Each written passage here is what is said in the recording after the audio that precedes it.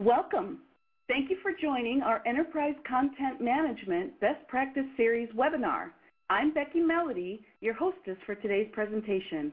Bob Lucchese, USDM Vice President and SME for Life Sciences, will be presenting.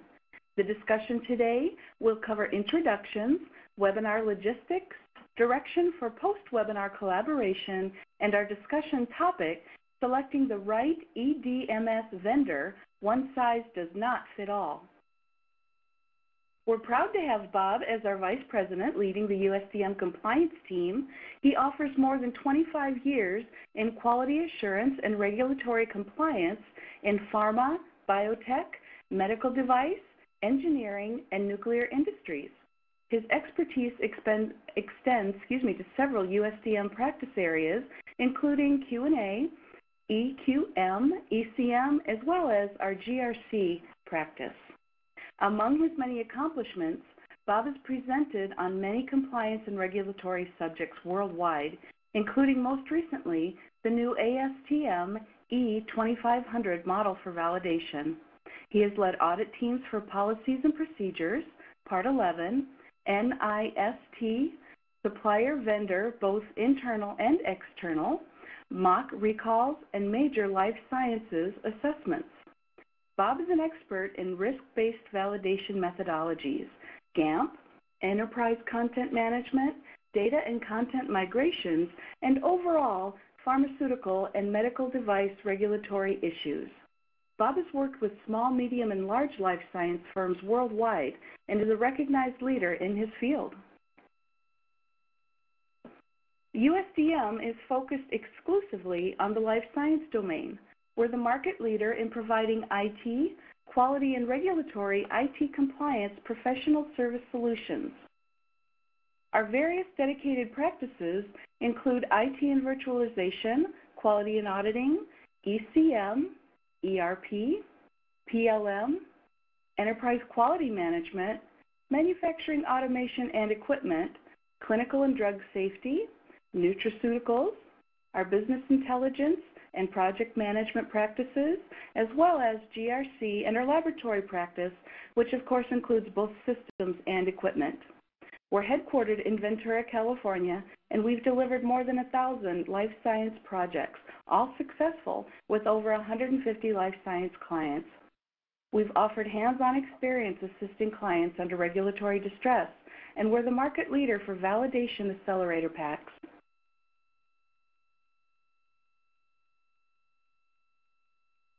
The content will be covered in approximately 30 minutes, and then we'll invite you to post questions for our team via the iLink message board, which you'll find on the lower left of your screen. Or you can join the discussion on LinkedIn and post questions there. If your question is of a confidential nature, of course, we'd be happy to address that offline. We do appreciate you taking the time to join us today, and now I'll turn the presentation over to Bob. Thank you, Rebecca, and thanks for the introduction. Hello, everyone. I appreciate you all taking time out of your busy day here to go over this EDMS selection webinar. Let me go over the agenda first on what we're going to cover in just a few minutes we have here. We're going to start out on what exactly is an assessment, what we're talking about, what type of evaluation we're going to be talking about. We're going to go over all the steps in the process that you'll need to accomplish to do a successful vendor evaluation specifically for EDMS. We're going to go over the criteria that you have to review for an electronic data management system. Then we're going to talk a little bit about the rankings and how you rank them based on your needs and the vendor's capabilities. We'll summarize everything, and if we have time, I'll go through a case study of a client that we recently worked with on a vendor selection process. So first of all, what exactly is an assessment of the vendors that we're talking about? So the definition, the pure definition, is the evaluation or estimation of the nature, quality, or ability of someone or something. So the key words there are the evaluation and the estimation. So you're going to gather all that information based on that vendor's quality of the product and the capabilities of that product. And then you're going to make a pure judgment for your company. Okay, so a lot of times folks go into the vendor evaluations and they just receive the information without really thinking about how they're going to use it for their particular organization. So when we talk about this type of an evaluation, we're specifically focusing in on life sciences because remember, all the folks on the phone today are pretty much life sciences clients and customers. So for electronic data management systems, obviously they're in financial world, they're in the insurance world. We're going to key really in on the components necessary for a life sciences company. So obviously when we talk about assessments and evaluations, we could talk about GMP type of items like Part 11 and 820. We do risk evaluations, governance, infrastructure, certainly validation, some industry standards, and what we're going to talk about today is the EDMS vendor selection. And when we talk about life sciences, of course, we're talking about pharmaceutical, med device, and biotech firms. Let's take a look at the steps in the process for a true EDMS evaluation. The very first thing you have to do is a needs analysis, and this is a step that a lot of folks forget about when they go into this. So you have to do a true user requirement specification, almost like you're doing what you've done for your validation projects. So you want to get the needs of the users themselves, the folks that are going to be using this system. The next step is to identify the long list of vendors, and I'll go into detail on all of these steps on the upcoming slides. The third step is to gather the basic information for each one of those vendors, and there's ways to accomplish that as well. The fourth step is important. It's where you meet with the users for a checkpoint to see how you're doing during the evaluation process, and I'll explain why that's important in the next couple of slides. Next is the short list of vendors. You do want to get it down to 2 or 3 vendors on a short list, followed by asking those vendors to come in and do a demo. So we're going to talk about creating storyboards or issuing a request for a proposal. Next is the request for the demos, followed by the proposal reviews, and finally the selection. So let's take a look at the user requirements and needs analysis. What you want to do is start out with the interviews with your various groups. For those groups, if you're new to EDMS, if you've been doing everything manually, you want to really start out with an overview of what an electronic data management system could do for those folks. So you want to start out with that overview for those groups not familiar with that process. In other words, how this is going to work, why it's important to be automated, what are some of the components of an EDMS. So you want to go over like a high-level review with those folks. Secondly, you want to develop a questionnaire, and you want to use it, develop it using basics of an EDMS, and I'll go into some of that with you in a little bit here, and see if it's company specific. So if there's really items that you're focused in on, if you're doing electronic submissions, if you're just doing straight controlled documents. So you want to take that into consideration, whatever you're doing in your company, develop the questionnaire around that. You want to make sure that folks understand in your organization the difference between regulated content and non-regulated. So in other words, if you're talking to a group and they don't really do much with documents, although they may have their cafeteria menu or perhaps their football pool, and they want to get that on an EDMS. So that's really not that important, right? You want to really focus in on those folks that are in a controlled environment, in a regulated environment, because we deal with a lot of companies that have a lot of non-regulated data. So you really want to concentrate on the regulated content. Now, if you do have a lot of non-regulated specific to your company data that you want to control, that's fine. But you want to understand the differences, because when you do this under a regulated environment, you will have to go through validation. Okay? You want to complete the document with all the requirements. So in other words, this is an official document, a true URS that you're going to use to base your decision on when you get involved with those vendors. And you want to make sure, finally, that when you talk to the folks in your organization, there are certain things that are mandatory and there's certain things that are, we'd like to have that. You want to make sure you understand that difference, because when you talk to these people in your organization, they're going to ask for a lot of different things, and you want to make sure that you're really concentrating on the most important items. Next step is to identify this long list of vendors. So there's hundreds of them out there, believe it or not, in the EDMS world. So you perhaps want to start out with the main players, some of the larger ones like Documentum and OpenText, if it fits your organization. You want to go to the next tier. There's companies like Master Control and QMOS that offer an EDMS component to their systems. And then finally, you want to end with the smaller players that could possibly be a fit. There's companies like PharmaReady and GRM that exist out there. And again, there's hundreds of them. So you want to kind of get a long list of those vendors and start to gather the information. Use any past experience you've had with these vendors, and you want to do some research on the internet. There's a world of information that's located on the internet about these particular vendors, so you can compile your list from the internet. You can do searches for various EDMS vendors, but you do want to start out with this list to give yourself a basic starting point. Next is to gather the basic information on the vendors. So first and foremost, you want to maybe go to their website and start to compile their particular information. Certainly you can go the old-fashioned way and call them and ask for marketing literature that they could send you, and be careful when you do that, because now you're going to be involved with the sales folks. So a little trick of the trade there is maybe call them and say you're doing a research paper for a college or something like that. You just want to gather the information. You certainly want to ask colleagues of yours, if there's anyone within the company that have worked at other companies that have some experience with particular EDMS vendors. You want to ask other companies as well. If you know some other companies, say you worked in one particular pharmaceutical company and you know some folks at another one. Hey, what are you guys doing? What are you using for your department or your organization? You want to research as many details as you can from the information that you gather. You want to absolutely know what you want to ask.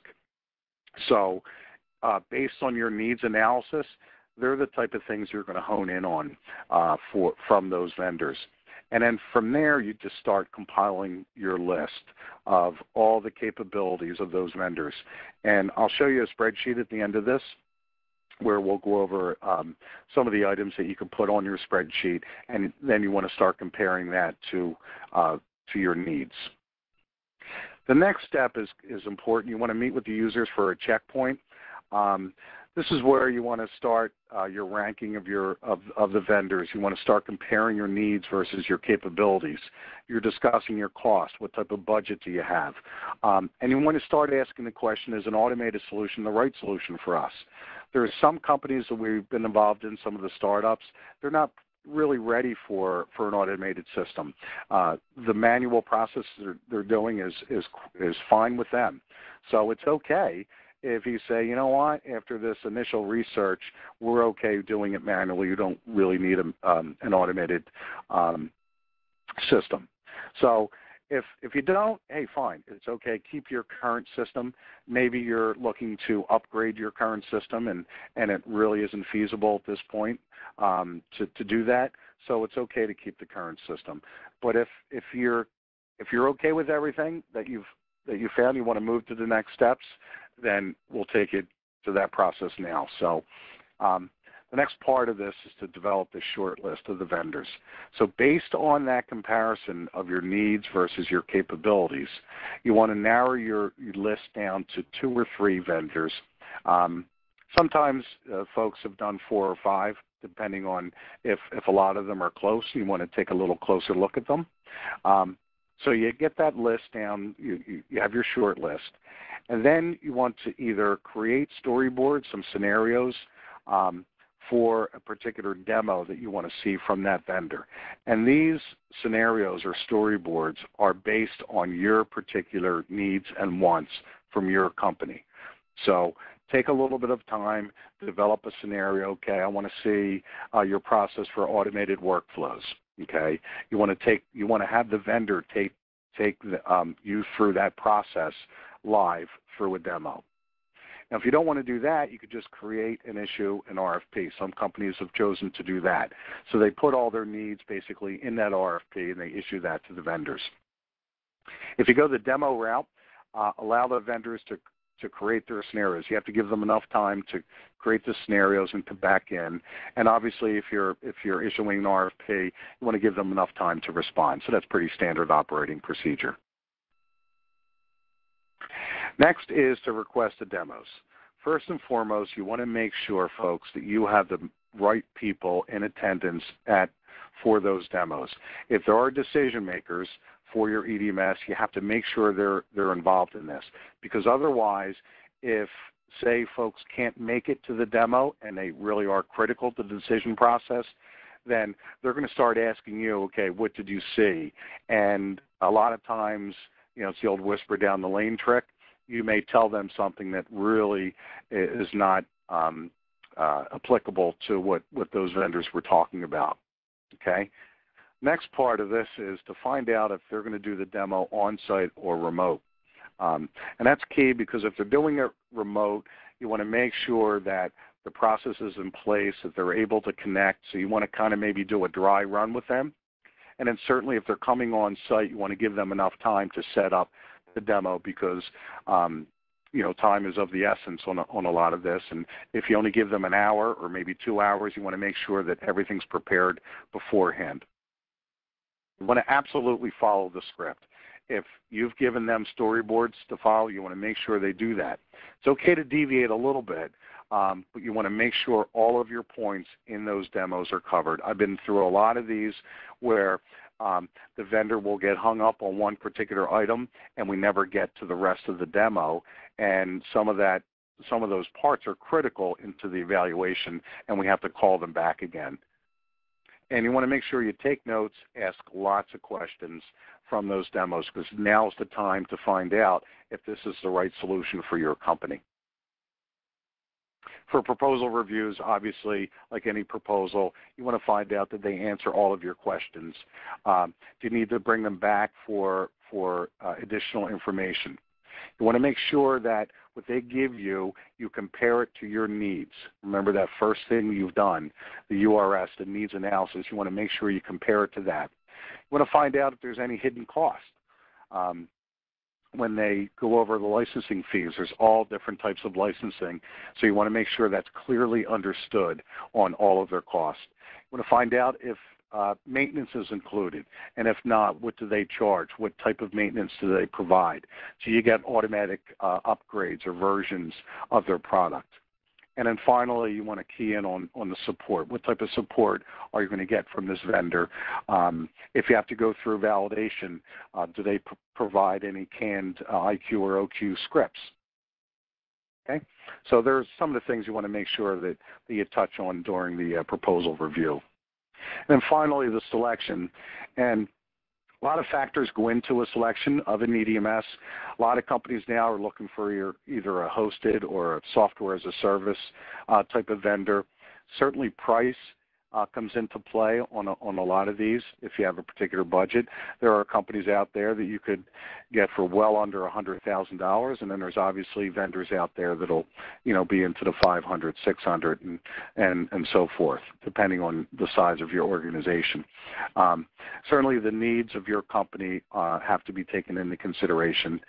And ease of use, I find this a very important factor when I deal with a lot of our clients, that they want to make sure that people use this EDMS system, that it just doesn't become a normal file store that you have out there. I've seen companies that spend a lot of money on EDMS vendors or products, and they're basically just using it to store their files. They're not really using the true capability of that vendor.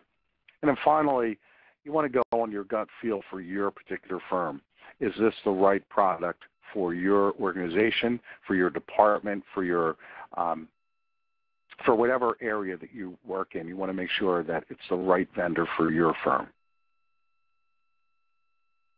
So let's take a couple of minutes now to go over the criteria for EDMS, and these are some of the things you're going to look for when you start your evaluation. So the first thing is under general content management. You want to see what type of forms or templates that they have available.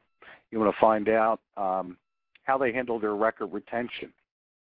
What type of collaboration do they give you right out of the box that you could work on for your various groups in your organization. You want to take a look at their workflow management, how they're handling the workflows. So they have automated workflows out of the box, and when you have to do some customized workflows, how easy is it to do that?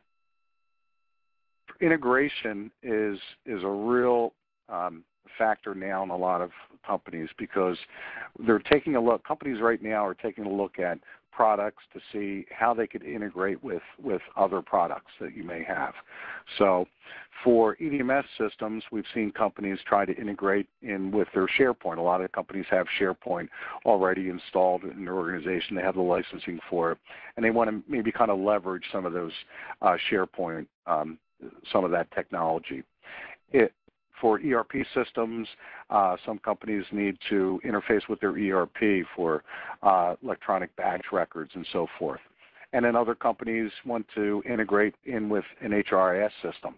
So you want to take a look at what type of integration points that these companies have. A lot of them provide APIs and links already to some of these companies. So you want to ask that if that's important to you. For document management, obviously the versioning. How do they handle their versioning?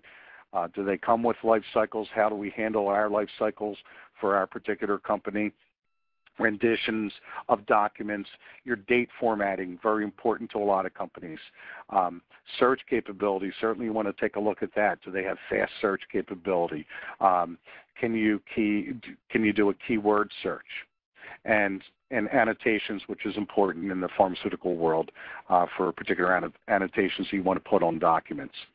On the storage end of it, you want to find out how they handle their native object storage, how do they handle records management, any particular legal holds, date and time stamps are important to pharmaceutical companies, especially for effective documents or draft documents. On the data management side, find out what type of database technology they have. If you're a Java-based company, is that going to be important to you if you're going to do some customizations, or are you a Microsoft company?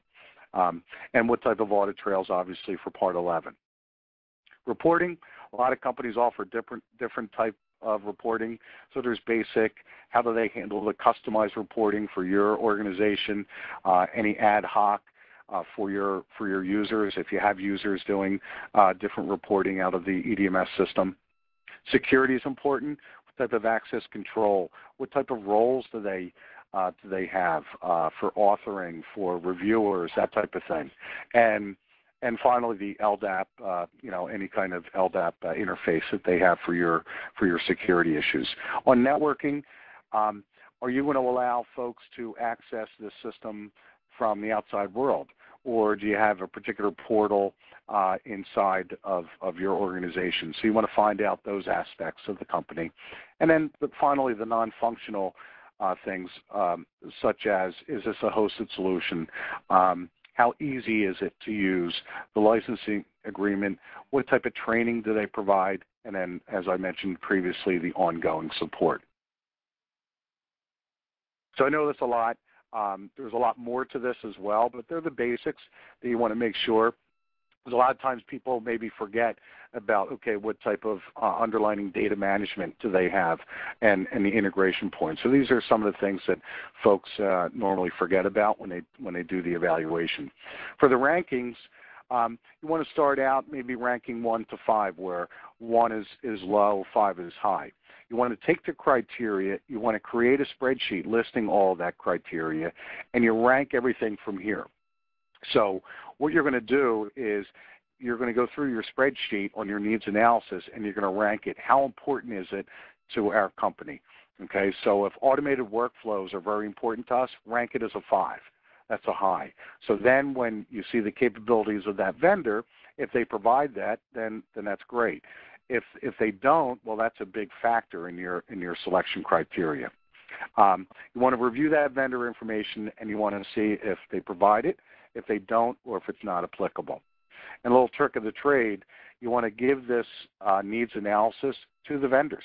Have them complete it. Let them tell you if they can provide it or not. But absolutely do not put that level of importance. Because if you put that a particular item is very important to you, they may just say, oh, yeah, we could do that, when they really can't. And then finally, you want to compare their rankings to your needs. Okay. Some of the summary documents that you should produce out of your EDMS selection, obviously the user requirements document, okay? You want to review any previously gathered requirements, if there's any.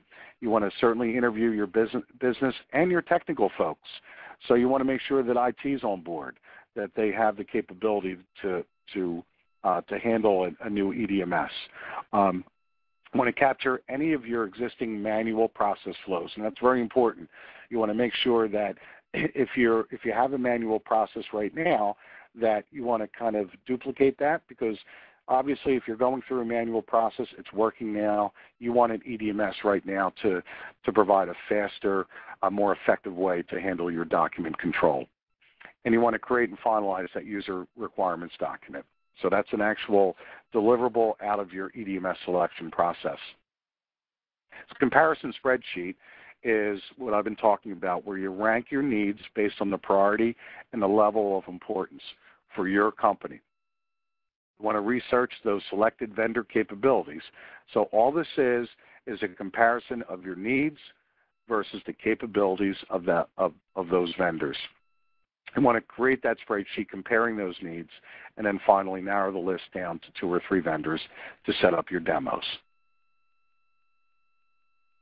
Your storyboards and demos, you want to create brief scenarios for the vendors.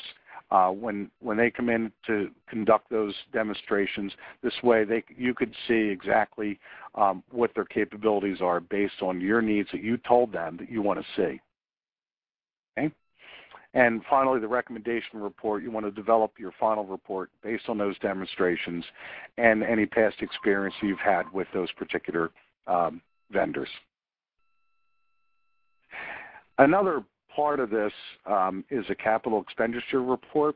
We're asked to do this quite a bit for companies where we have to determine the ROI for a company. If you have to, depending on what your level of expertise is or where you are within the company, you may have to go to your management review board to talk to them about acquiring a new EDMS, either a new one or one from scratch.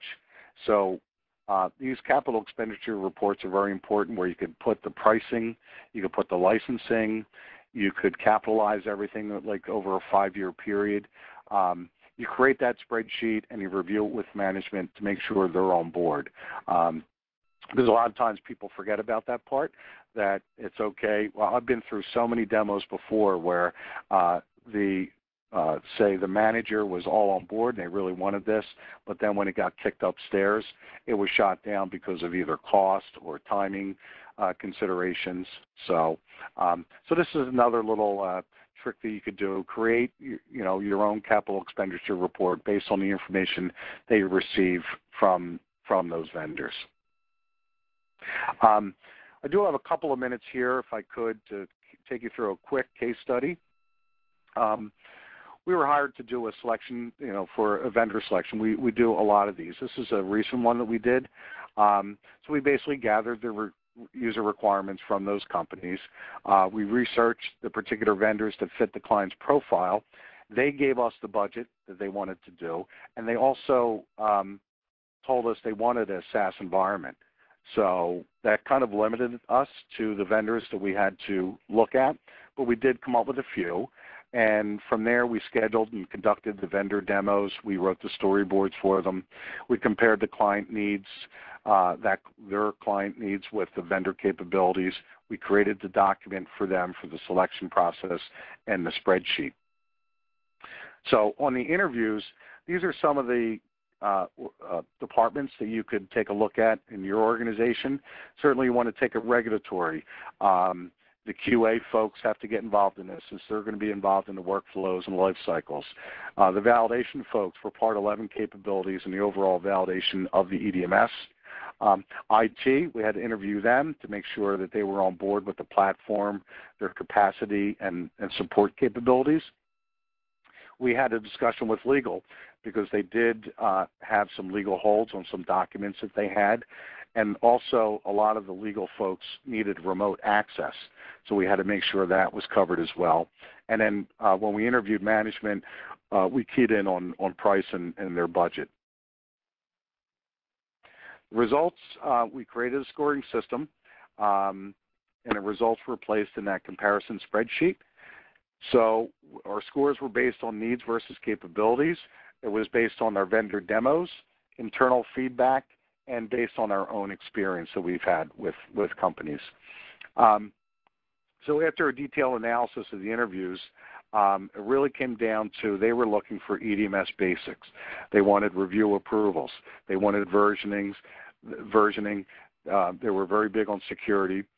They wanted to make sure that this was a lockdown system and organization of content. And then they threw in the ECTD, the electronic common document, and that was the wrinkle. We didn't realize that when we went into this, so we had to go focus in on some of the ECTD capabilities of those vendors, and that's when we narrowed it down to 3 because some of the vendors didn't provide that. There was some added cost. We had to do some further analysis. So it really came down to price for some of these. The third vendor was eliminated for various reasons, and we got it down to 2 vendors, and they were just around $100,000 for these products, so they were kind of close on price. Pros of vendor 1, they had a lot of experience in life sciences. They were able to adapt to the growing needs of the vendor we were dealing with. And for vendor 2, it was very easy to use, and they were locally based. But the cons for vendor 1 was based in India, so there was a support issue there on timing. And for vendor 2, they didn't have enough life sciences experience.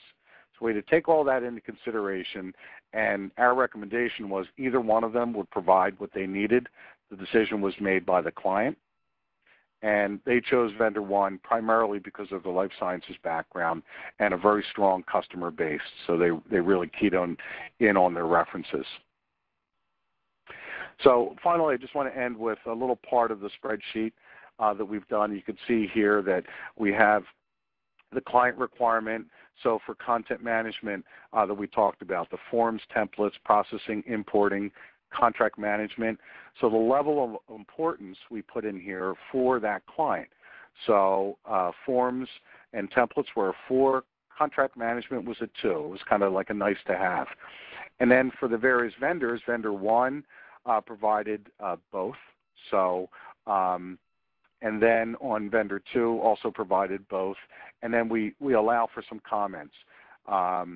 So for vendor 2, the contracts are made with customers and vendors that can be saved into an EDMS as documents, and workflows can be managed. So we kind of take a look at their comments and we say, well, is it really truly a contract management system? So that's just the basics of the spreadsheet that I have here, but this can get very detailed if you'd like with all the various factors of EDMS. So basically, that's the process, and I'll turn this over to Rebecca to see if we have any questions from you folks, and I really appreciate your time. Thank you, Bob. Appreciate that information. Yes, we do have questions, and while you folks are typing them in still, we'd like to remind you that the webinar has been recorded and will be available on our website, which of course is usdatamanagement.com. Let's see, we'll start with our first question from Jerry. He's asking, do you ever take into consideration interfaces to an EDMS when you evaluate vendors? Does it matter? So on the interfaces, I kind of mentioned this earlier. It depends on what you're looking to do. Some companies right now that we've been involved in have actually interfaces into a learning management system. There's a company right now that utilizes their document management system for an integration with not only an LMS, but they have an electronic laboratory notebook, and they have SAP running.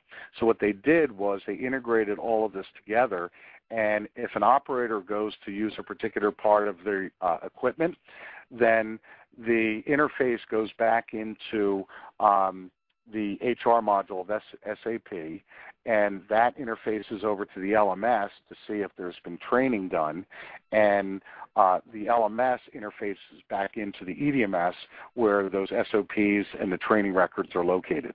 So it's kind of neat how that's all taken into consideration. So for your organization, if you want to link your EDMS to other products or systems, then absolutely you have to take into consideration integration. And as I mentioned, a lot of these companies have API calls and links already to other systems. So you do want to ask that if that's important to you. Okay? Great. Thank you, Bob. Our next question is from John. He wants to know, if you have an existing document management system, do you have to take into consideration migration tools, and how do you handle that situation? Yeah, so a lot of companies right now have current systems. In fact, obviously in the pharmaceutical world, Documentum is very big in that world, and some companies right now are looking to streamline their process and go to a more cost-effective way for their EDMS. So if you do have something existing, you do have to migrate that content over. So depending on if you're going to do an upgrade in place, if you're just doing an upgrade, but if you have a totally new system, you have to do a migration. Some companies come with built-in migration tools, and other companies don't, but there are certainly enough tools out there on the migration side. There's things like Bulldozer. There's a company out of Germany that has a migration tool that's excellent that companies have used. There's Valiance Partners has not only a migration tool but also a verification tool where when you take content from your source to your target, then you have to do some type of verification to make sure all that content came over, right? So this tool has an automated verification where it does 100% verification.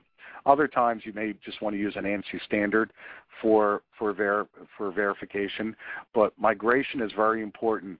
If in your selection process you have an existing EDMS and you're moving to another one, you absolutely want to find out what their experience has been with migrations and do they provide a tool for that.